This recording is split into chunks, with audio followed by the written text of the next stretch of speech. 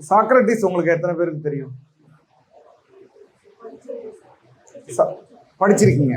அதாவது உங்க வீட்டு பக்கத்து வீட்டுக்காரரு தெரியும்னா நீங்க உடனே பக்கத்து வீட்டுக்காரர்னு நினச்சிக்க வேண்டாம். உங்களுக்கு தெரியுமானா படிச்சிருக்கோம் எல்லாருமே. நானுமே படிச்சிருக்கேன். எனக்கு ஒன்றும் ஒரு கிளாஸ்மேட் கிடையாது. ஸோ சாக்ரட்டிஸ் வந்து ஒரு பழக்கம் உண்டு. வீட்டை விட்டு வெளியில் போகும்போது எல்லா கதவையும் திறந்து போட்டு வீட்டை விட்டு கிளம்பி போயிடுவார்.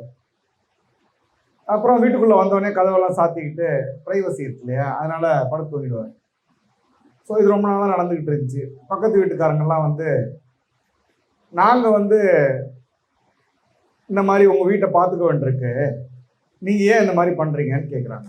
அப்போ அவர் சொன்னால், நீங்களாம் எதுக்காக வீட்டை போயிட்டு வெளில போகிறீங்க அப்படின்னோடனே, வி ஆர் ஹேவிங் வேல்யூபிள்ஸு, எங்களுக்கு வந்து ஜுவல் இருக்குது, சில்வர் இருக்குது, கோல்டு இருக்குது, எல்லாம் இருக்குது, அதனால நாங்கள் கூட்டிகிட்டு போகிறோம் அப்படின்னாரு. அப்படின்னு சொன்னோடனே அவர் சொன்னார், சாக்ரட்டிஸ் சொன்னார், எனக்கு வீட்டில் உள்ள ஒரே ஒரு வேல்யூபிள் நான் தான், அதனால நான் வெளியில் போகும்போது திறந்து போட்டு போயிடுறேன், உள்ளே வரும்போது கதை சாத்திட்டு தூங்குறேன் அப்படின்னு சொன்னார்.